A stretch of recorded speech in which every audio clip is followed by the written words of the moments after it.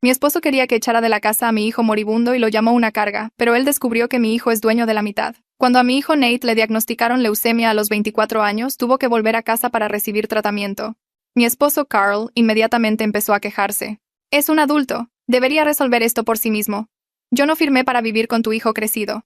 La casa era mía de mi difunto esposo, pero Carl actuaba como si Nate estuviera invadiendo su espacio personal. Se suponía que este era nuestro nuevo comienzo juntos, no un asilo de ancianos para tu hijo. Carl hacía cosas pasivo-agresivas para que Nate se sintiera incómodo. Cocinaba la cena solo para nosotros dos y le decía a Nate que no había suficiente comida. Cuando Nate estaba demasiado débil por la quimio para hacerse algo, Carl decía, «Tu madre no es tu sirvienta. Tienes manos funcionales». Ponía música a todo volumen a las 6 de la mañana, sabiendo que Nate estaba con náuseas y necesitaba descansar. Cuando le pedía que le bajara, decía, «No voy a cambiar mi rutina porque tu hijo adulto no pueda manejar la vida real». Lo peor era cuando Nate tenía tratamientos. Carl se quejaba de tener que ver equipo médico en su casa, hacía ruidos de arcadas cuando Nate vomitaba por la quimioterapia. Esto es asqueroso, puede hacer eso en otro lado. Rociaba ambientador directamente a Nate y decía que el olor a enfermo le arruinaba el apetito. Cuando Nate perdió el pelo, Carl le compró una gorra que decía, «Mantenido», y la dejó en su cama. «Solo una broma», dijo cuando lo confronté. «Alguien tiene que mantener el ánimo arriba por aquí». Carl comenzó a intentar cobrarle renta a Nate. «Está viviendo aquí gratis. Eso no le enseña nada sobre la responsabilidad». Cuando le recordé que Nate no podía trabajar porque estaba luchando contra el cáncer, Carl dijo, «Mucha gente enferma sigue contribuyendo. Solo está usando su enfermedad como excusa para ser un flojo». Dejaba copias impresas de listados de apartamentos en la cama de Nate. Circulaba anuncios de solicitudes de empleo y los pegaba en su puerta. Le hablaba de amigos cuyos hijos eran exitosos e independientes. El hijo de Tommy acaba de comprar su propia casa, pero supongo que algunos niños son criados para ser triunfadores y otros para esperar limosnas. Un día, el recuento de glóbulos blancos de Nate bajó peligrosamente, y tuvo que ser extremadamente cuidadoso con los gérmenes. Carl deliberadamente invitó a sus amigos de póker, 6 tipos fumando puros y tosiendo por todas partes. Cuando le rogué que cancelara, dijo, «Esta es mi casa también. No voy a dejar de vivir porque tu hijo tenga un sistema inmunológico débil». Nate terminó en el hospital con una infección que casi lo mata. Mientras Nate estaba en la UCI, Carl me dijo que era una señal. Tal vez es hora de buscar instalaciones de cuidados a largo plazo. Esto no funciona para nadie. De hecho, me trajo folletos de asilos de ancianos, tienen profesionales capacitados. Sería mejor para todos. Fue entonces cuando recordé algo importante. La casa no era solo de mi difunto esposo. Fue específicamente legada a mí y a Nate. Carl no tenía ningún derecho legal sobre ella en absoluto. Nunca lo había puesto en la escritura, porque mi difunto esposo quería asegurarse de que su hijo siempre tuviera un hogar. Llamé a mi cuñado, que era abogado de bienes raíces, y le pedí que buscara todos los documentos. Efectivamente, Nate era legalmente dueño de la mitad de la casa. Carl era básicamente solo un invitado que casualmente estaba casado conmigo. Cuando Nate salió del hospital, Carl lo estaba esperando con más listados de apartamentos. Encontré algunos lugares con acceso para discapacitados.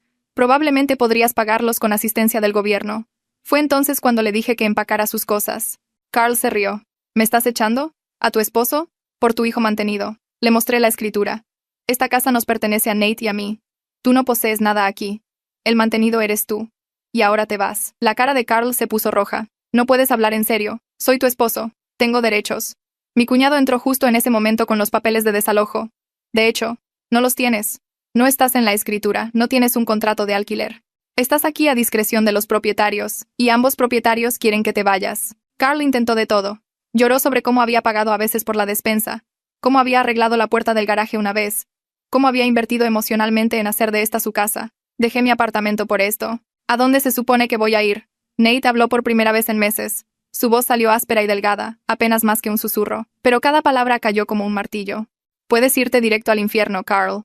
Me quedé mirando a mi hijo, este chico que siempre había sido tan educado, tan cuidadoso con sus palabras incluso cuando era pequeño. Toda la cara de Carl cambió de color, pasando de ese rojo enojado a un morado profundo que hizo que las venas de su frente se notaran. Abrió la boca, probablemente para gritar, pero mi cuñado se adelantó antes de que Carl pudiera decir una palabra, sostuvo los papeles de desalojo, los oficiales con el sello judicial y todo. Tienes 72 horas para retirar tus pertenencias de la propiedad. Esos son 3 días a partir de ahora. Carl se giró para mirarlo, luego de vuelta a mí, luego a Nate. Sus manos temblaban y seguía apretando y aflojando los puños. Esto es una locura, no pueden simplemente tirarme como si fuera basura. Mi cuñado se mantuvo tranquilo, como si le estuviera explicando algo simple a un niño. De hecho, sí podemos. No estás en la escritura, nunca firmaste un contrato de alquiler. No pagas renta. Legalmente. Eres un invitado. Y ambos propietarios quieren que te vayas. Carl comenzó a caminar de un lado a otro en la sala, sus zapatos haciendo fuertes golpes en el suelo. Necesito más tiempo. 3 días no es razonable. ¿Dónde se supone que voy a encontrar un lugar en 3 días? Se giró hacia mí con una mirada desesperada. Soy tu esposo. Eso no cuenta para algo. No tengo derechos. Mi cuñado negó con la cabeza. Los derechos conyugales no anulan la propiedad de la vivienda. La casa pertenece a tu esposa y a su hijo. No tienes derecho legal sobre ella. Has estado viviendo aquí a discreción de ellos. Y esa discreción ha sido revocada. Me levanté del sofá y caminé hasta donde estaba Carl. Me miró como si pudiera cambiar de opinión, como si tal vez viera lo molesto que estaba y me echara para atrás. Puedes llevarte lo que sea claramente tuyo. Tu ropa, tus cosas personales, cualquier cosa que trajiste a esta casa, pero cualquier cosa que compramos juntos se queda aquí porque no contribuiste casi nada financieramente a lo largo de los años. Los ojos de Carl se abrieron de par en par. Eso no es justo. Yo pagué cosas. Arreglé cosas por aquí. Sentí que una ira fría se asentaba en mi pecho. El tipo de ira que te aclara la mente en lugar de confundirte. Arreglaste la puerta del garaje una vez. Eso no te da la propiedad de nuestros muebles. Comenzó a discutir, abriendo la boca para enumerar todas las cosas que pensaba que merecía, pero algo en mi cara debe haberlo detenido. Tal vez finalmente vio que yo había terminado. Que ninguna cantidad de charla, llanto o amenaza cambiaría mi opinión. Me miró por unos segundos más. Luego se dio la vuelta y se fue dando fuertes pisotones por el pasillo hacia el dormitorio. Las puertas comenzaron a azotarse una tras otra y podía oírlo murmurar por lo bajo sobre lo desagradecidos que éramos. ¿Cómo lo había dado todo por esta familia? ¿Cómo nadie lo apreciaba? Nate todavía estaba sentado en el sofá, y cuando regresé vi que sus manos temblaban. No solo un pequeño temblor, sino temblaban de verdad, como si toda la adrenalina de enfrentarse a Carl lo estuviera golpeando a la vez. Me senté a su lado y tomé su mano entre las mías. Su piel se sentía fría y como papel, como siempre lo hacía después de la quimioterapia cuando su circulación empeoraba. ¿Estás bien?, le pregunté, manteniendo mi voz baja. Asintió, pero no dijo nada. Podía sentirlo temblar. Todo su cuerpo se sacudía por haberse esforzado más allá de lo que su cuerpo podía soportar. Enfrentarse a Carl le había quitado todo lo que tenía y ahora lo estaba pagando.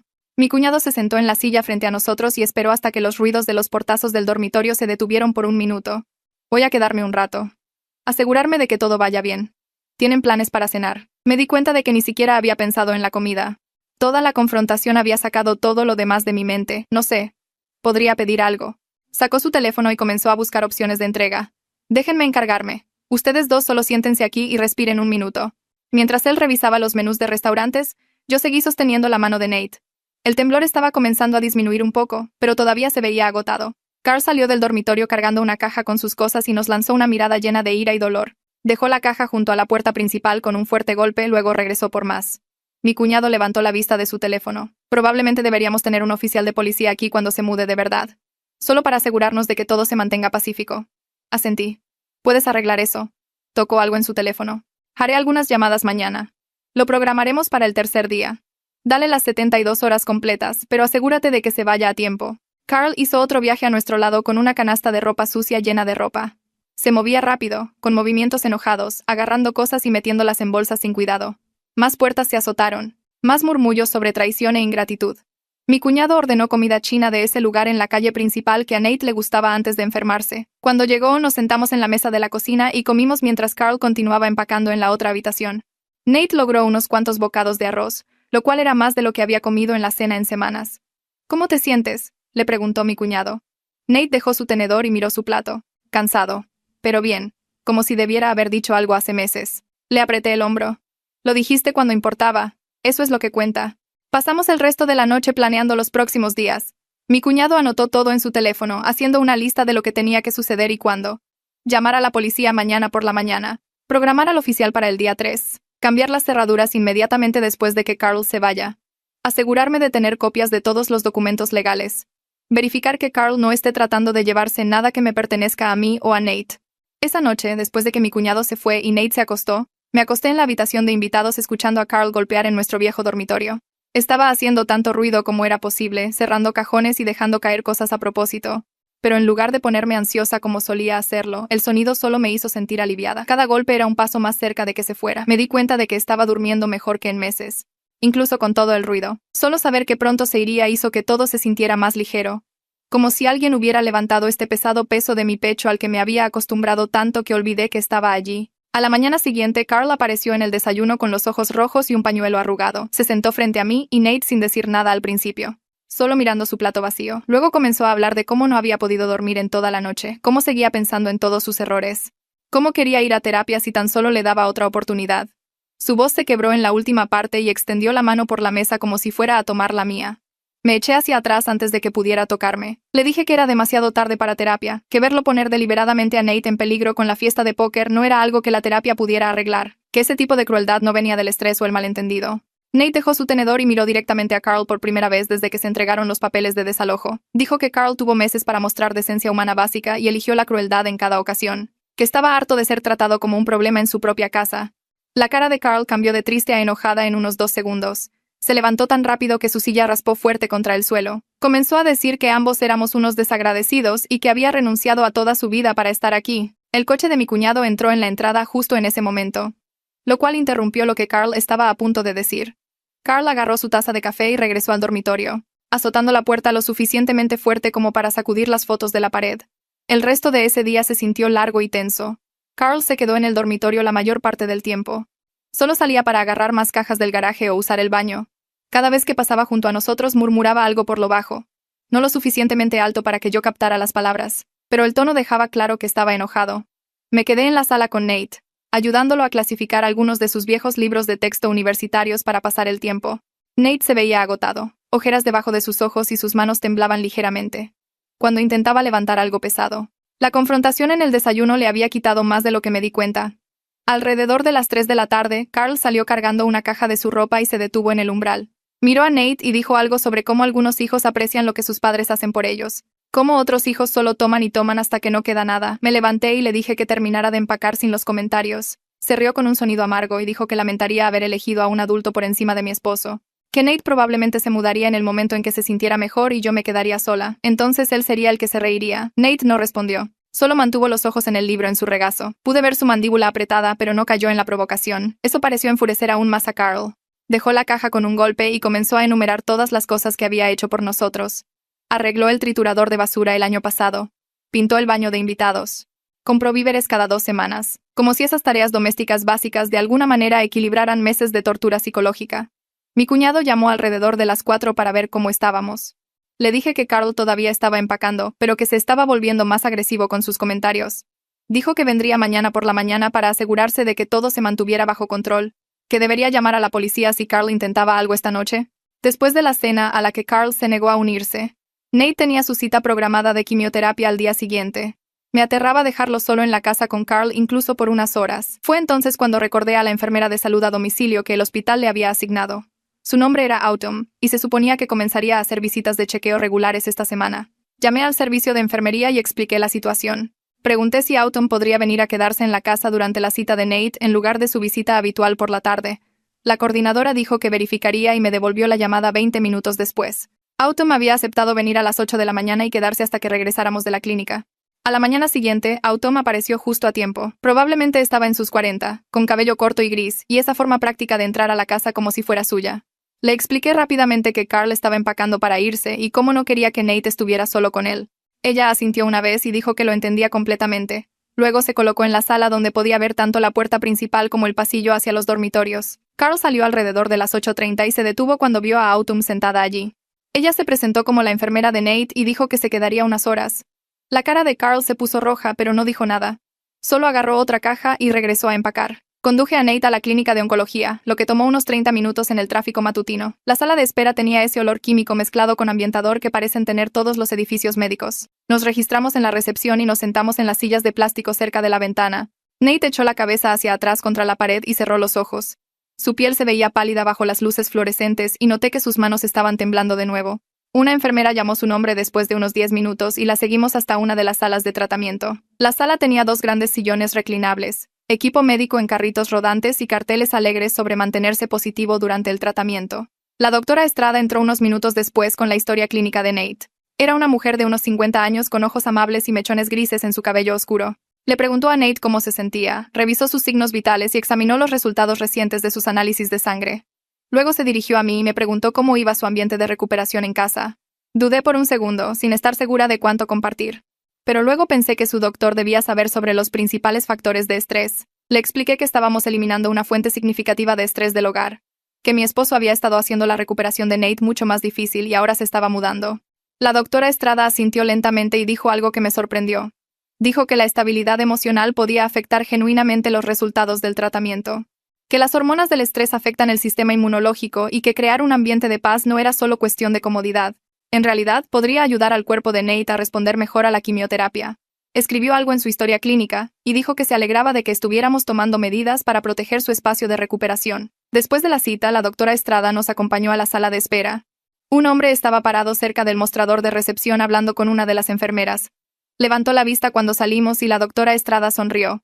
Nos lo presentó como su esposo y dijo que se llamaba Félix. Trabajaba como trabajador social en el hospital en el edificio de al lado. Félix me dio la mano y dijo que su esposa había mencionado que nuestra familia estaba pasando por un momento difícil. Me preguntó si había considerado unirme a un grupo de apoyo para cuidadores de pacientes con cáncer. Admití que realmente no lo había pensado. Félix sacó una tarjeta de presentación y escribió algo en la parte de atrás. Dijo que muchos cuidadores enfrentan tensión en sus relaciones durante el tratamiento, que no debería sentirme sola al elegir el bienestar de mi hijo por encima de mi matrimonio. El grupo de apoyo se reunía todos los jueves por la noche en la sala comunitaria del hospital. Dijo que podría encontrar útil hablar con otras personas que entendieran las opciones imposibles que el cáncer obliga a las familias a tomar. Tomé la tarjeta de Félix y le agradecí por pensar en nosotros.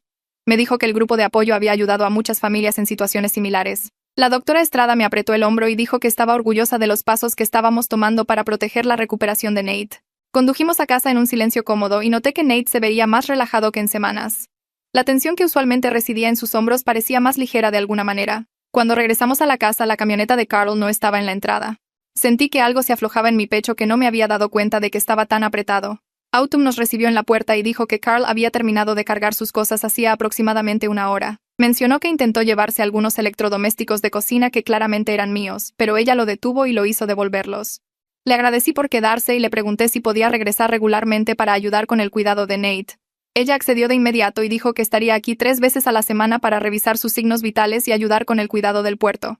Después de que Autumn se fue, Nate y yo nos quedamos parados en la sala mirando alrededor. La casa se sentía diferente ya, como si finalmente pudiéramos respirar en nuestro propio espacio. Esa noche pedimos pizza del lugar favorito de Nate, el que Carl siempre decía que era demasiado grasoso y se negaba a comer. Nos instalamos en la sala con el equipo médico a la vista, algo de lo que Carl se habría quejado interminablemente. Nate eligió una película que había querido ver, y no nos preocupamos por el volumen o si la luz del televisor molestaría a alguien. Vi a mi hijo reírse de algo en la pantalla, reírse de verdad, y me di cuenta de que no había escuchado ese sonido en meses. El simple hecho de relajarse en nuestro propio hogar sin andar con cuidado se sintió casi extraño.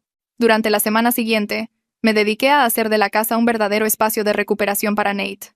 Moví los muebles de su habitación para que pudiera alcanzar todo lo que necesitaba sin levantarse demasiado. Sus medicamentos se colocaron en un organizador adecuado con alarmas para que no omitiéramos dosis. Planifiqué las comidas en torno a sus patrones de náuseas, manteniendo comidas suaves listas para los días malos y sus favoritas disponibles cuando se sentía mejor. El dormitorio de invitados se convirtió en un espacio tranquilo donde podía descansar cuando la sala se sentía demasiado brillante o ruidosa. Compré cortinas opacas y una máquina de ruido blanco, pequeñas cosas que Carl habría ridiculizado como mimarlo, pero que en realidad ayudaron a Nate a dormir mejor entre tratamientos. El miércoles, Autumn apareció justo a tiempo para su primera visita oficial. Revisó la presión arterial, la temperatura y los niveles de oxígeno de Nate mientras le hacía preguntas sobre sus síntomas. Luego examinó el puerto en su pecho por donde entraba la quimioterapia, limpiando a su alrededor con cuidado y verificando cualquier signo de infección. Mientras trabajaba, comentó que Nate parecía mucho más involucrado que durante su primera visita. Sus respuestas eran más largas, su contacto visual mejor. Le expliqué que Carl se había mudado y cómo el nivel de estrés en la casa había disminuido drásticamente. Autumn asintió como si esto tuviera perfecto sentido y dijo que lo había visto antes con otros pacientes. Los miembros tóxicos de la familia podían afectar genuinamente los resultados de la recuperación. El viernes por la tarde, alguien llamó a la puerta y abrí para encontrar a una joven de la edad de Nate sosteniendo una bolsa de compras. Se presentó como Chloe, amiga de Nate de la universidad.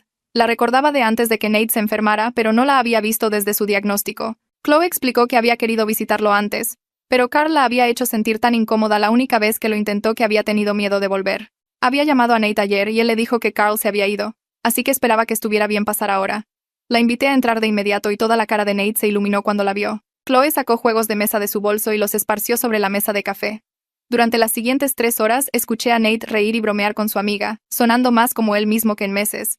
Chloe lo trató completamente normal, bromeando sobre sus malas jugadas y discutiendo sobre las reglas, sin andar con cuidado alrededor de su enfermedad como si fuera de cristal. Cuando se fue, lo abrazó con cuidado y prometió volver pronto. Nate estaba sonriendo mientras se dirigía a su habitación para una siesta. Y me sentía agradecida de que la ausencia de Carl estuviera permitiendo que sus amigos regresaran a su vida. Mi teléfono vibró esa noche con un mensaje de texto de Carl. Era un mensaje largo sobre cuánto lo sentía, cómo había estado bajo tanto estrés, cómo quería arreglar las cosas. Lo eliminé sin responder. Una hora después llegó otro mensaje de texto. Enojado, llamándome egoísta por elegir a Nate por encima de nuestro matrimonio. Luego otra disculpa.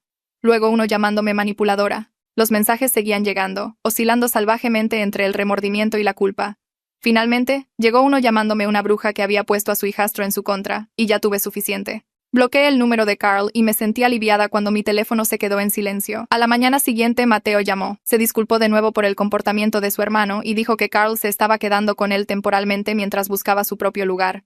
La voz de Mateo sonaba cansada mientras explicaba que Carl se quejaba constantemente de ser la víctima. No mostraba una comprensión real de por qué lo habíamos echado. Según Mateo, Carl le estaba diciendo a todos que Nate me había manipulado para que lo eligiera a él por encima de mi esposo. Le agradecí a Mateo por todo lo que había hecho para ayudar con la mudanza, pero le dije que necesitaba espacio de cualquier cosa relacionada con Carl en este momento. Mateo lo entendió completamente, y dijo que solo se comunicaría si había una emergencia genuina. 2 días después, Nate tenía programada su siguiente ronda de quimioterapia. Lo llevé al hospital temprano en la mañana y el tratamiento lo golpeó más fuerte que el anterior. Para cuando llegamos a casa estaba pálido y temblando, apenas podía caminar desde el coche hasta su habitación, pero tener un hogar pacífico marcó una gran diferencia en su recuperación. Pude poner música suave sin preocuparme por las quejas de Carl. Mantuve las luces bajas en toda la casa. Me centré completamente en la comodidad de Nate, trayéndole agua y galletas saladas, ayudándolo a ir al baño, sentándome con él cuando las náuseas empeoraban. No había nadie haciendo ruidos de arcadas o rociando ambientador o comentando lo asqueroso que era todo, solo apoyo y cuidado tranquilos. Una semana después de ese tratamiento, regresamos al consultorio de la doctora Estrada para los resultados de los análisis de sangre. Ella revisó los números cuidadosamente antes de decirnos que el recuento de glóbulos blancos de Nate estaba mejorando. Todavía no estaba fuera de peligro y el tratamiento aún tenía un largo camino por recorrer, pero el progreso era genuino y alentador. La doctora Estrada enfatizó lo importante que era mantener el ambiente de bajo estrés que habíamos creado. Dijo que la estabilidad emocional afectaba el sistema inmunológico de maneras medibles, y que sacar a Carl de la casa probablemente había contribuido a la mejora en los números de Nate. Al día siguiente, Félix llamó para ver cómo estábamos. Preguntó cómo nos estábamos arreglando financieramente con todas las facturas médicas acumulándose. Admití que estaba empezando a dar miedo, que me preocupaba poder pagar los medicamentos de Nate además de todo lo demás. Félix dijo que había estado buscando algunas opciones y pensó que podría conectarnos con un programa de asistencia financiera a través del hospital. Me guió a través del proceso de solicitud por teléfono, y al final de la llamada había enviado todo lo que necesitábamos. 3 días después, Félix volvió a llamar para decir que habíamos sido aprobados. El programa cubriría una porción significativa de los costos de medicamentos de Nate en el futuro. Colgué el teléfono y lloré de alivio, abrumada por la amabilidad de personas que apenas nos conocían pero que querían ayudar de todos modos. Requested Reds está ahora en Spotify. Consulta el enlace en la descripción o los comentarios. El grupo de apoyo para cuidadores se reunía en el sótano de una iglesia todos los martes por la noche. Entré nerviosa, sin saber qué esperar, y encontré a unas 15 personas sentadas en un círculo de sillas plegables. Una mujer llamada Patricia dirigía el grupo y me dio una cálida bienvenida, pidiéndome que compartiera mi historia cuando me sintiera lista. Escuché a otros padres hablar sobre sus hijos pasando por un tratamiento contra el cáncer. Un padre describió el cáncer de hueso de su hija adolescente y lo agotadoras que eran las estancias en el hospital. Una madre habló sobre el tumor cerebral de su hijo y la preocupación constante que venía con cada escaneo. Varias personas mencionaron tensión en la relación con sus parejas, y me di cuenta de que el comportamiento de Carl no era completamente único, aunque su crueldad parecía más extrema que la mayoría. Un hombre dijo que su esposa no podía soportar ver a su hijo enfermo y pasaba la mayoría de las noches en casa de su hermana. Otra mujer mencionó que su esposo bebía más durante el tratamiento de su hija y se volvió distante. El hilo común eran las parejas que no podían sobrellevar la situación y hacían todo más difícil en lugar de ser un apoyo. Cuando Patricia preguntó si quería compartir, les conté sobre la leucemia de Nate y sobre cómo eché a Carl de la casa. El grupo escuchó en silencio mientras explicaba cómo Carl había hecho que Nate se sintiera incómodo en su propio hogar, cómo había puesto en peligro la vida de Nate con la fiesta de póker, cómo había sugerido asilos de ancianos mientras Nate estaba en la UCI.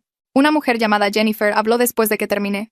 Dijo que se divorció de su esposo hace 2 años durante el tratamiento de su hija porque su estrés y quejas lo empeoraban todo. Su voz era firme mientras explicaba que fue la decisión más difícil que jamás tomó, pero absolutamente la correcta. Su hija estaba en remisión ahora, y Jennifer dijo que eliminar ese estrés tóxico de su hogar las había ayudado a ambas a sanar. Me miró directamente y dijo que había hecho lo correcto, que proteger a mi hijo era lo que más importaba.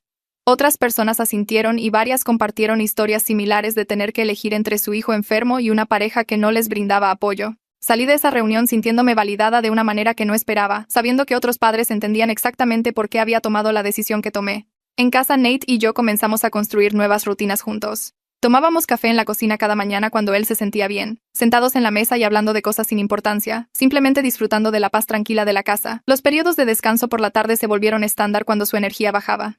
Y yo me aseguraba de que la casa se mantuviera en silencio para que realmente pudiera dormir sin la música o las quejas de Carl. Los juegos de cartas por la noche se convirtieron en nuestra actividad favorita cuando sus náuseas eran manejables. Jugábamos rummy o póker durante horas, llevando la cuenta en un bloc de notas y riéndonos de nuestras malas jugadas. El ritmo se sentía natural y sanador de maneras que no había experimentado desde antes de que Carl se mudara. Nate comentó una noche que había olvidado lo que se sentía relajarse en su propia casa, no tener que prepararse constantemente para el siguiente comentario cruel o acción pasivo-agresiva. Me di cuenta de que yo había estado haciendo lo mismo, andando con cuidado en mi propia casa, siempre preocupada por la siguiente queja o provocación deliberada de Carl. Ahora simplemente podíamos existir sin esa tensión constante. Chloe comenzó a visitarnos 2 veces por semana, generalmente los miércoles por la noche y los sábados por la tarde. Traía juegos de mesa o películas, a veces cocinaba la cena para todos cuando el apetito de Nate era bueno. La segunda semana que nos visitó trajo a otros 2 amigos de la universidad que querían apoyar a Nate. Un chico llamado Raúl y una chica llamada Sophie aparecieron con pizza y una pila de videojuegos. Trataron a Nate normalmente, bromeando con él e incluyéndolo en las conversaciones sin andar con cuidado alrededor de su enfermedad o tratarlo como si fuera frágil. La casa se llenó de voces jóvenes y risas, el tipo de energía que había estado completamente ausente durante el tiempo de Carl aquí. Carl había preferido el silencio opresivo, quejándose si Nate hacía ruido o si tenía amigos. Ahora la sala vibraba con vida y pude ver cómo el ánimo de Nate se levantaba con cada visita. Sonreía más, se involucraba más, parecía más el mismo que en meses. Mi teléfono vibró una noche con una notificación de la computadora portátil de Nate. Él había configurado sus redes sociales para alertarme si Carl intentaba contactarlo. Y efectivamente había 3 mensajes de Carl en su bandeja de entrada. El primero hablaba de lo herido que estaba Carl, cómo había cometido errores pero quería arreglar las cosas. El segundo le pedía a Nate que me convenciera de reconsiderar, diciendo que éramos una familia y que las familias solucionaban los problemas. El tercero se volvió manipulador, diciendo que Nate debía saber bajo cuánto estrés estaba Carl y lo injusto que era echarlo durante un momento tan difícil. Nate bloqueó a Carl inmediatamente cuando le mostré los mensajes. Dijo que quería que yo supiera lo que Carl intentó para que no hubiera secretos o formas en que Carl pudiera manipularnos por separado. Estaba orgullosa de lo claramente que Nate veía a través de las tácticas de Carl, cómo no caía en la culpa o la manipulación emocional. Mi cuñado llamó unos días después para ver cómo estábamos y mencionó algo interesante. Aparentemente, Carl lo había contactado para impugnar legalmente el desalojo, preguntando si había alguna manera de reclamar derechos sobre la casa o forzar su regreso. Mi cuñado le dijo a Carl que no tenía absolutamente ninguna base legal ya que su nombre no estaba en la escritura. Nunca había pagado renta y no había un acuerdo legal que le diera algún derecho sobre la propiedad. Dijo que perseguir eso sería una completa pérdida de dinero que Carl perdería, lo que aparentemente terminó esa conversación de inmediato. Mi cuñado sonó divertido mientras me contaba esto, diciendo que Carl parecía genuinamente sorprendido de que estar casado conmigo. Le agradecí por detener eso rápidamente y por seguir ayudándonos a navegar el lado legal de sacar a Carl de nuestras vidas. Comencé a revisar nuestras finanzas y me di cuenta de que el desastre que Carl había dejado atrás era peor de lo que pensaba. Había agotado 2 tarjetas de crédito que tenían mi nombre, gastando dinero en cosas que nunca vi o de las que me beneficié. Los estados de cuenta mostraban cargos en bares, restaurantes, tiendas de artículos deportivos, todas las cosas que Carl compró para sí mismo mientras se quejaba de que Nate era una carga financiera. Hice una cita con una asesora financiera para averiguar cómo separar completamente nuestras finanzas y proteger mi crédito de cualquier daño más que Carl pudiera intentar causar. La asesora era una mujer llamada Linda que se especializaba en ayudar a las personas a desenmarañar las finanzas compartidas durante las separaciones. Revisó todas nuestras cuentas y tarjetas de crédito, tomando notas sobre lo que era conjunto y lo que era separado. Linda explicó que dado que la casa estaba solo a nombre de Nate y mío, Carl no podía reclamar ninguna participación incluso aunque todavía estuviéramos legalmente casados. Dijo que el hecho de que nunca contribuyó a los pagos de la hipoteca y no estaba en la escritura significaba que no tenía ningún derecho financiero sobre la propiedad en absoluto. Eso fue un alivio escucharlo confirmado por una profesional. Linda me ayudó a comenzar el proceso de eliminar a Carl de las tarjetas de crédito conjuntas y cerrar las cuentas que había agotado. También sugirió que sacara mi informe de crédito para asegurarme de que Carl no hubiera abierto nada más a mi nombre sin decírmelo. Comencé a investigar los procedimientos de divorcio esa noche, leyendo sobre lo que se requería en nuestro estado y cuánto tiempo tomaba típicamente el proceso. Linda había mencionado que debía esperar hasta que la salud de Nate estuviera más estable antes de presentar la demanda, ya que los procedimientos de divorcio podían ser estresantes, y necesitaba enfocar mi energía en la recuperación de Nate en este momento. Pero tener la información y un plan me hizo sentir más en control de la situación.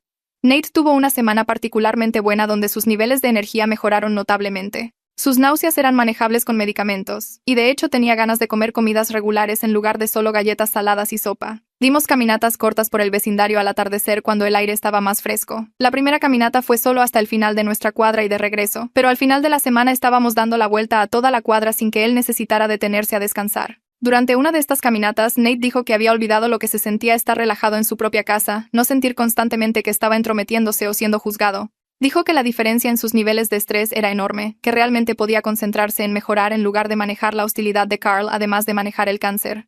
Le apreté la mano y le dije que eso era exactamente lo que quería, que él pudiera sanar sin cargas adicionales. Tuvimos una cita con la doctora Estrada al final de esa buena semana. Ella revisó los últimos análisis de sangre de Nate y lo examinó cuidadosamente, haciendo preguntas detalladas sobre sus síntomas y niveles de energía. Después de revisar todo, dijo que quería ajustar su protocolo de tratamiento basándose en su respuesta mejorada a la quimioterapia. Los medicamentos actuales estaban funcionando mejor de lo que ella había proyectado inicialmente, y su cuerpo los estaba tolerando bien. Explicó los ajustes que quería hacer y lo que podíamos esperar en términos de efectos secundarios y tiempo de recuperación. Luego nos miró a los dos y dijo que era cautelosamente optimista de que estábamos viendo un progreso real. Sus palabras exactas fueron que la leucemia estaba respondiendo al tratamiento de manera alentadora, aunque nos recordó que esto era un maratón y no una carrera corta. Todavía vendrían meses más de tratamiento, posiblemente años de terapia de mantenimiento, pero la trayectoria era buena. Nate y yo salimos de esa cita sintiéndonos esperanzados por primera vez desde su diagnóstico, como si realmente pudiéramos vencer esta cosa. La tarde siguiente, Tavo se detuvo mientras yo revisaba el correo. Cambió su peso de un pie a otro, luciendo incómodo por lo que sea que necesitaba decir. Mencionó que había visto el coche de Carl pasar por la casa 2 veces en la última semana, ambas veces yendo muy lento como si estuviera revisando quién estaba en casa. Le agradecí a Tavo por decírmelo y entré a llamar a la línea no urgente de la policía. La mujer que respondió tomó toda la información sobre las pasadas y el desalojo previo de Carl. Dijo que crearían un informe para comenzar un rastro de papel en caso de que Carl intentara algo peor más tarde. Tenerlo documentado me hizo sentir ligeramente mejor, como si tuviéramos algo de protección si las cosas se ponían feas. 2 días después, el oficial que había supervisado la mudanza de Carl llamó para ver cómo estábamos. Preguntó si Carl había intentado contactarnos o regresar a la propiedad. Le conté sobre las pasadas que Tavo presenció. El oficial sugirió que dije que quería esperar y ver si Carl se detendría por sí mismo primero, que tal vez solo necesitaba tiempo para aceptar la situación. El oficial dijo que era mi elección, pero que llamara de inmediato si Carl se acercaba a la casa o intentaba contactar a cualquiera de nosotros directamente. Autumn vino para su visita regular ese jueves por la mañana. Tomó la presión arterial y la temperatura de Nate. Revisó su sitio del puerto e hizo sus preguntas habituales sobre síntomas y efectos secundarios de los medicamentos. Mientras empacaba sus suministros, comentó que Nate parecía diferente últimamente, más involucrado y positivo que durante sus primeras visitas. Dijo que había trabajado con pacientes con cáncer durante 15 años y podía notar cuando el estado mental de alguien mejoraba. Autumn explicó que la salud mental positiva realmente ayudaba a la recuperación física del tratamiento contra el cáncer, que el estrés y la depresión podían empeorar los efectos secundarios y ralentizar la curación. Compartió una historia sobre otro paciente cuyo cáncer respondió mejor al tratamiento, después de que su familia sacó a una novia tóxica de su vida. La diferencia en su velocidad de recuperación fue dramática, una vez que no estuvo lidiando con el abuso emocional constante además de luchar contra la enfermedad. Esa noche me senté en mi computadora y busqué grupos de apoyo para padres de hijos adultos con cáncer. Encontré un foro en línea con cientos de miembros de todo el país. Creé una cuenta y pasé horas leyendo publicaciones de otros padres que lidiaban con situaciones similares. Varios miembros compartieron historias sobre tener que tomar decisiones difíciles sobre parejas que no brindaban apoyo durante la enfermedad de sus hijos. Una mujer escribió sobre divorciarse de su esposo, porque él seguía presionando a su hija para que volviera a trabajar durante la quimioterapia. Otra habló sobre echar a su novio que se quejaba de las facturas médicas. Leer estas historias me hizo sentir menos sola, como si no estuviera loca o fuera egoísta por elegir a Nate por encima de Carl. Publiqué mi propia historia en la sección de introducción, manteniéndola breve pero honesta sobre lo que sucedió. Unas noches después, Nate y yo estábamos sentados en la sala viendo un programa de cocina. Durante un corte comercial dijo algo que me tomó por sorpresa. Me dijo que se había estado sintiendo culpable por causar el fin de mi matrimonio, que seguía pensando que tal vez debería haber intentado lidiar con el comportamiento de Carl para mantener la paz. Apagué el televisor y lo miré directamente. Le expliqué que la crueldad de Carl era elección de Carl, no algo que Nate causó por estar enfermo. Le dije que protegerlo también era mi elección, y que tomaría la misma decisión de nuevo sin dudarlo. Los ojos de Nate se humedecieron, pero asintió y dijo que estaba empezando a entender eso, que hablar con los otros adultos jóvenes en su grupo de apoyo contra el cáncer lo ayudó a ver la situación con más claridad. Chloe apareció el sábado por la tarde con su computadora portátil debajo del brazo. Le preguntó a Nate si quería hacer una videollamada a algunos de sus amigos de la universidad que habían estado preguntando por él. La cara de Nate se iluminó de una manera que no había visto en meses. Chloe instaló la computadora portátil en la mesa de la cocina y pasó las siguientes 2 horas ayudando a Nate a reconectarse con personas con las que había perdido el contacto durante el tratamiento. Pude escuchar risas provenientes de la cocina, risas genuinas que hicieron que mi pecho se sintiera más ligero. Más tarde, Chloe me dijo que la conexión social era tan importante como la medicina para la recuperación de Nate, que sentirse aislado hacía todo más difícil. La abracé y le agradecí por ser tan buena amiga de mi hijo. Mi teléfono vibró con un mensaje de texto de Mateo el domingo por la mañana. Escribió que Carl se había mudado de su casa y ahora se estaba quedando con algún amigo. Mateo dijo que había intentado varias veces que Carl viera a un terapeuta para trabajar su ira y resentimiento, pero Carl insistía en que todos los demás eran el problema y que él no necesitaba ayuda. Mateo se disculpó de nuevo por el comportamiento de su hermano y dijo que esperaba que Nate estuviera mejor. Le respondí con un breve agradecimiento y lo dejé así. No tenía energía para hablar de Carl con nadie en este momento. El miércoles por la noche fue mi reunión del grupo de apoyo para cuidadores en el centro comunitario. Cuando fue mi turno de compartir, conté al grupo sobre tener que elegir entre mi hijo y mi esposo, sobre echar a Carl para proteger la salud y seguridad de Nate. La respuesta de los otros cuidadores fue abrumadora. Varias personas dijeron que modelé el tipo de coraje que deseaban haber tenido al enfrentar situaciones similares. Un padre dijo que dejó que la negatividad de su esposa envenenara el ambiente de recuperación de su hija y se arrepintió profundamente. Otra madre dijo que actualmente estaba luchando con una pareja que le molestaba la enfermedad de su hijo y escuchar mi historia le dio fuerzas para considerar hacer cambios. Al salir de esa reunión me sentí validada de una manera que necesitaba desesperadamente. El jueves por la tarde trajo noticias que hicieron que todo valiera la pena. La doctora Estrada me llamó a su consultorio después de examinar a Nate. Puso los resultados de su último escaneo en la pantalla de su computadora y señaló varias áreas. La leucemia estaba respondiendo al tratamiento mejor de lo que había proyectado inicialmente. Los marcadores de cáncer en su sangre estaban bajando más rápido de lo esperado y la biopsia de médula ósea mostraba una mejora significativa. Fue cuidadosa al decir que aún no habíamos terminado, que Nate todavía tenía meses de tratamiento por delante y necesitábamos mantenernos vigilantes. Pero esta fue una noticia genuinamente buena, el tipo de progreso que daba esperanza real para la remisión a largo plazo. Esa noche se sintió como si una celebración fuera realmente apropiada por una vez. Nate pidió su restaurante favorito, un lugar tailandés que hacía ese curry de coco que había estado antojándose durante semanas. Pedí a domicilio y pusimos la mesa con platos de verdad en lugar de comer de los envases. Hablamos cuidadosamente sobre planes futuros, no queriendo tentar al destino, pero permitiéndonos la esperanza por primera vez en meses. Nate mencionó tal vez volver a terminar su carrera una vez que estuviera en remisión. Hablé sobre el huerto de verduras que quería plantar en primavera. No hicimos promesas concretas al universo. Solo nos permitimos imaginar un futuro donde el cáncer no fuera el centro de todo. Programé una cita con una abogada de divorcio la semana siguiente.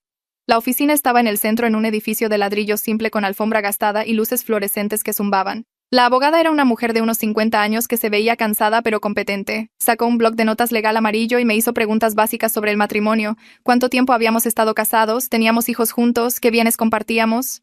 Le expliqué que habíamos estado casados 3 años, sin hijos en común y la casa nos pertenecía a mi hijo y a mí de mi primer matrimonio.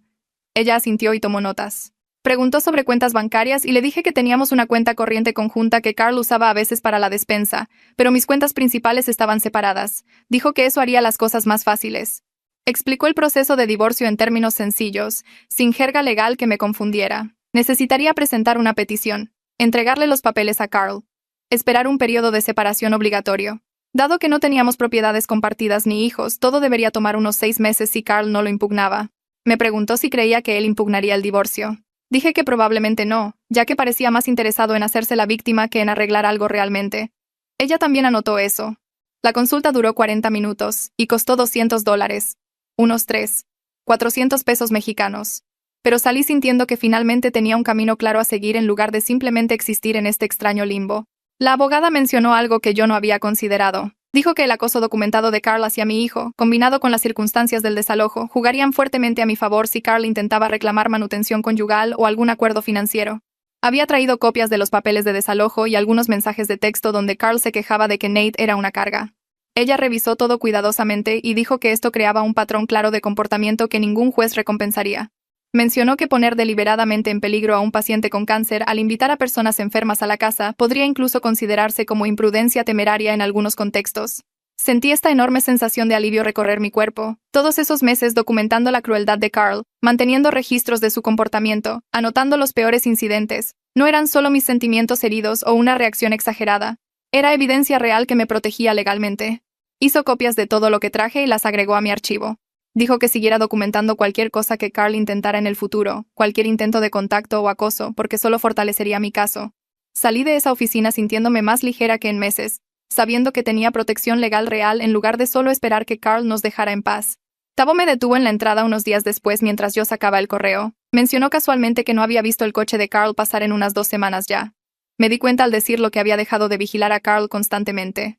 Durante las primeras semanas después del desalojo, había estado saltando con cada sonido de coche, revisando las ventanas cada vez que escuchaba un motor, manteniendo mi teléfono cerca en caso de que Carl apareciera y causara problemas. Pero en algún momento, esa hipervigilancia se había desvanecido sin que yo me diera cuenta. Ya no estaba constantemente preparada para la confrontación.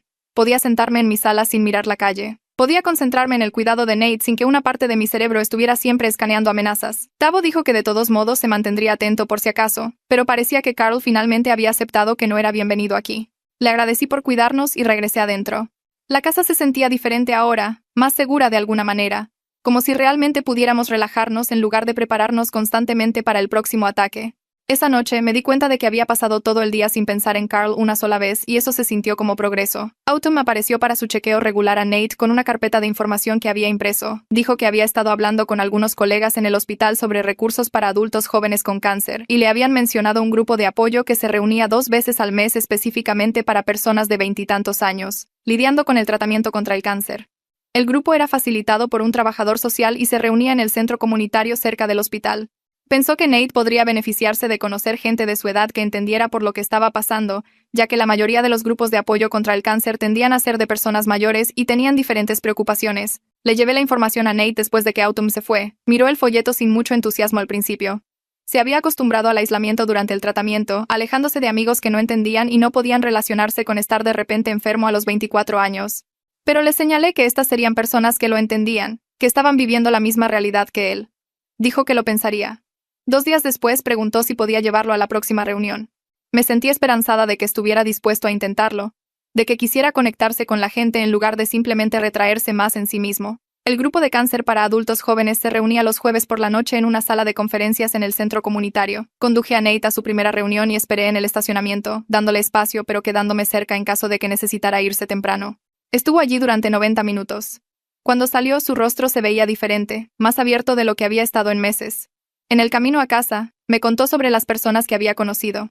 Había una mujer de su edad que había terminado el tratamiento para el linfoma hace 2 años y ahora estaba de vuelta en la universidad. Un chico que había tenido cáncer de hueso y perdido parte de su pierna, pero que estaba entrenando para un maratón con una prótesis. Otra mujer actualmente en tratamiento como Nate que habló sobre sus planes de viajar una vez que llegara a la remisión. Escuchar sus historias, ver a personas que habían sobrevivido y estaban construyendo vidas reales después del cáncer le dio algo que los doctores no podían proporcionarle. Era una prueba de que la vida podía continuar, que esta enfermedad no era una sentencia de muerte, que podía tener un futuro más allá de las habitaciones de hospital y los horarios de quimioterapia. Dijo que quería volver a la próxima reunión. Me sentí agradecida con Autumn por traernos esa información, por pensar en lo que Nate necesitaba más allá del cuidado médico. Nate fue a 3 reuniones más durante el mes y medio siguiente. Cada vez regresaba a casa un poco más energizado, un poco más esperanzado sobre su futuro. En su próxima cita, la doctora Estrada me apartó mientras a Nate le estaban sacando sangre. Quería discutir su plan de tratamiento a largo plazo ahora que estaba respondiendo tan bien a la quimioterapia. Explicó que Nate necesitaría terapia de mantenimiento durante años, probablemente quimioterapia de dosis baja y monitoreo regular. Pero el pronóstico era genuinamente bueno. Usó palabras como remisión y tasa de supervivencia y perspectiva a 5 años. Términos que se sentían casi imposibles de creer después de meses de solo tratar de mantenerlo vivo día a día. Dijo que su respuesta positiva al tratamiento se debía en parte a su edad y salud general antes del diagnóstico, pero también acreditó el ambiente hogareño estable que habíamos creado. El estrés afecta los resultados del tratamiento más de lo que la gente se da cuenta, dijo. Los pacientes que se sienten seguros y apoyados tienden a responder mejor a la terapia. Ella no conocía los detalles de lo que habíamos pasado con Carl, pero podía ver la diferencia en el comportamiento de Nate en los últimos meses. Le di las gracias y sentí esta abrumadora sensación de que echar a Carl había sido la elección correcta, que proteger la paz de Nate literalmente había ayudado a salvar su vida. Me desperté una mañana sin dolor de cabeza por primera vez en meses. Había estado teniendo dolores de cabeza por tensión casi a diario durante el tiempo de Carl en la casa, además de dormir mal, despertarme varias veces por la noche, nunca sentirme completamente descansada. Había normalizado estos síntomas. Pensé que eran solo parte de ser un cuidador bajo estrés, pero a medida que pasaban las semanas después de que Carl se fue, me di cuenta de que mi cuerpo también estaba sanando. Los dolores de cabeza se detuvieron. Empecé a dormir toda la noche. Mis problemas estomacales desaparecieron. Tenía más energía durante el día. Mi propia salud había estado sufriendo bajo el estrés constante de manejar la hostilidad de Carl mientras cuidaba a Nate, y ni siquiera me había dado cuenta completamente de lo mal que se había puesto. Ahora que la tensión en el hogar había desaparecido, mis síntomas físicos se desvanecieron. Podía concentrarme en cuidar a Nate sin que mi propio cuerpo se derrumbara por la tensión. Me enojó en retrospectiva, darme cuenta de cuánto nos había dañado a ambos la presencia de Carl, pero sobre todo me sentí agradecida de que ambos nos estuviéramos recuperando ahora. Chloe vino un sábado por la tarde y preguntó si podíamos hablar en privado. Nos sentamos en la mesa de la cocina con café mientras Nate dormía la siesta en su habitación. Dijo que había estado pensando en nuestra situación y quería hacerme una oferta. Su contrato de alquiler actual terminaba el próximo mes y en lugar de renovar se preguntó si podría mudarse a nuestro dormitorio de invitados. Pagaría renta, dividiría los servicios, ayudaría con el cuidado de Nate cuando fuera necesario. El dinero de la renta nos ayudaría con las facturas médicas y tener otra persona en la casa significaría que yo no era la única responsable de todo. Le dije que primero necesitaba discutirlo con Nate ya que él era copropietario de la casa y esto también lo afectaría a él. Esa noche se lo mencioné a Nate. Su rostro se iluminó ante la idea. Dijo que tener a Chloe cerca hacía que todo se sintiera más normal, menos como una instalación médica y más como un hogar. Hablamos de los detalles prácticos, qué renta sería justa, cómo manejaríamos las responsabilidades del hogar, si Chloe entendía la realidad de vivir con alguien en tratamiento contra el cáncer. Al día siguiente llamé a Chloe y le dije que sí. De repente nuestro hogar se sintió como si estuviera volviendo a ser un verdadero espacio familiar. No el campo de batalla tenso que había sido con Carl, sino un lugar donde la gente realmente se preocupaba el uno por el otro. Chloe se mudó 3 semanas después con entusiasmo y respeto que se sintió completamente diferente de la actitud de derecho de Carl. Trajo sus muebles para el dormitorio de invitados, sus libros, plantas y obras de arte que hicieron que el espacio se sintiera habitado. Inmediatamente preguntó sobre las reglas de la casa, sobre a qué horas mantener silencio para los periodos de descanso de Nate, sobre los horarios de limpieza y los arreglos de comida. Ella quería encajar en nuestro hogar, no obligarnos a acomodarla. La primera semana que estuvo allí, cocinó la cena 2 veces sin que se lo pidieran, limpió a fondo la cocina y pasó una tarde instalando un sistema de videojuegos en la sala para que ella y Nate pudieran jugar juntos cuando él se sintiera con ánimo. Su presencia añadió vida a la casa sin nada de la toxicidad que Carl había traído. Se reía con Nate sobre recuerdos de la universidad, me incluía en sus conversaciones. Respetaba cuando Nate necesitaba silencio o cuando yo estaba estresada por las citas médicas. La casa se sintió cálida de nuevo, como un lugar donde la gente realmente quería estar en lugar de una prisión en la que todos estábamos atrapados. 6 meses después del desalojo de Carl, finalmente presenté la demanda de divorcio con la ayuda de mi abogada. El papeleo pasó por el sistema judicial sin ninguna impugnación de Carl. Nunca respondió a la petición. Nunca intentó luchar contra los términos. Nunca apareció en ninguna audiencia. Mi abogada dijo que esto significaba que o había aceptado la situación o se había ocupado de otras preocupaciones. Sospeché que había encontrado a alguien más a quien manipular. Alguna persona nueva que aún no conocía sus patrones. El divorcio se finalizó un martes por la mañana en una breve audiencia judicial donde el juez revisó la petición sin impugnación y firmó el decreto. Salí de la corte sintiéndome libre de una manera que no había sentido desde antes de casarme con Carl. Esa noche, Nate, Chloe y yo celebramos con comida para llevar del restaurante favorito de Nate. No hicimos gran cosa, no dimos una fiesta ni nada dramático. Simplemente reconocimos en silencio que este capítulo finalmente estaba cerrado. Nate levantó su vaso de jugo y dijo que estaba orgulloso de mí por elegirnos a nosotros por encima de Carl. Chloe estuvo de acuerdo. Sentí que finalmente estábamos construyendo la vida que merecíamos. Una donde el cáncer era el principal desafío que enfrentábamos, no la crueldad deliberada de alguien que debería habernos estado apoyando. La siguiente sesión de quimioterapia de Nate fue mejor de lo que cualquiera de nosotros esperaba. Se sentó en la silla de tratamiento durante 4 horas mientras el medicamento goteaba en su puerto y apenas se sintió enfermo después. La doctora Estrada pasó a revisar sus signos vitales y sus últimos análisis de sangre. Dijo que su recuento de glóbulos blancos se mantenía estable, sus plaquetas se veían bien y su cuerpo estaba manejando el tratamiento mejor que la mayoría de los pacientes que había visto. Me apartó en el pasillo y mencionó que la actitud positiva de Nate probablemente estaba ayudando más de lo que él se daba cuenta. El estrés debilitaba el sistema inmunológico, y sacar a Carl de nuestro hogar había eliminado una fuente importante de estrés diario. Dijo que había visto pacientes dar un giro completo una vez que las personas tóxicas se iban de sus vidas, y Nate parecía estar siguiendo ese patrón. Sentí que el alivio me invadía al saber que habíamos tomado la decisión correcta. Cuando llegamos a casa esa noche, Nate en realidad tenía suficiente energía para ayudarme a hacer la cena. Cortó verduras mientras yo cocinaba pollo y hablamos de cosas normales como qué película queríamos ver más tarde. Se sintió casi normal, como si fuéramos solo una familia normal haciendo cosas normales en lugar de luchar contra el cáncer todos los días. Los 3 caímos en rutinas cómodas durante las siguientes semanas. Los viernes por la noche se convirtieron en noche de películas, donde pedíamos pizza y veíamos lo que Nate elegía. Chloe siempre hacía palomitas de maíz con mantequilla extra y amontonábamos mantas en el sofá y simplemente nos relajábamos juntos. Los domingos por la mañana significaban desayuno juntos en la mesa de la cocina. Chloe hacía panqueques, yo cocinaba huevos y tocino, y Nate ponía la mesa y servía jugo de naranja. A veces nos sentábamos allí durante horas, solo hablando y riendo de cosas sin importancia. La casa se sentía cálida y viva de maneras que nunca lo había hecho cuando Carl vivía aquí. No había tensión flotando en el aire, ni andar con cuidado ni preguntarse cuándo vendría el siguiente comentario cruel. Chloe encajó perfectamente en nuestra pequeña familia. Respetaba la necesidad de silencio de Nate cuando se sentía enfermo, ayudaba con la limpieza sin que se lo pidieran y nos hacía reír a ambos cuando más lo necesitábamos. Tenerla allí significaba que yo ya no estaba cargando con todo sola, y Nate tenía a alguien de su edad con quien hablar de cosas normales. Mi cuñado vino a cenar un jueves por la noche. Había hecho lasaña, la comida favorita de Nate, y todos nos sentamos alrededor de la mesa del comedor juntos. Miró alrededor de la casa y comentó lo diferente que se sentía todo ahora. Dijo que Nate se veía más saludable, que había color en su rostro de nuevo, y que yo me veía más feliz y menos estresada de lo que me había visto en años. Nos dijo que ayudarnos a desalojar a Carl fue uno de los casos legales más satisfactorios que jamás había manejado. La mayor parte de su trabajo implicaba papeleo aburrido y divorcios difíciles, pero poder ayudar a la familia y sacar a alguien genuinamente dañino de nuestras vidas se sintió significativo. Dijo que se había preocupado por mí durante esos meses con Carl, que había visto lo agotada que me veía cada vez que nos visitaba, pero que no había querido entrometerse. Ahora podía ver que estábamos sanando, ambos. Y eso lo alegraba de haber podido ayudar. Nate le dio las gracias por intervenir cuando lo necesitábamos, y mi cuñado solo sonrió y dijo que para eso está la familia. Una noche, aproximadamente una semana después, Nate y yo nos sentamos juntos en el porche delantero viendo el atardecer. El cielo se puso naranja y rosa, y el aire estaba fresco pero no frío. Nate estaba envuelto en una manta y yo tenía mi taza de café calentando mis manos. Se giró hacia mí y me dijo gracias por elegirlo cuando más importaba. Su voz era tranquila pero firme. Sentí que las lágrimas comenzaban a formarse, pero las parpadeé y le dije que en realidad nunca hubo una elección que hacer. Proteger a tu hijo es la forma en que se ve el amor. Y estaba agradecida de que ambos pudiéramos sanar juntos en el hogar que siempre estuvo destinado a ser nuestro. Asintió y volvió a mirar el atardecer. Nos sentamos allí en un silencio cómodo por un rato, simplemente estando juntos. Su próximo tratamiento estaba programado para la semana siguiente, y la doctora Estrada había mencionado que si sus números seguían mejorando, podríamos estar viendo una esperanza genuina de remisión. Nuestra familia se veía diferente ahora de lo que se veía hace un año. Más pequeña pero más fuerte.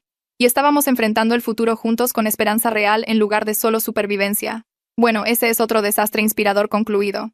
Si llegaste hasta el final, claramente disfrutas viendo cómo se desarrolla el caos. Suscríbete y sigamos tomando malas decisiones juntos.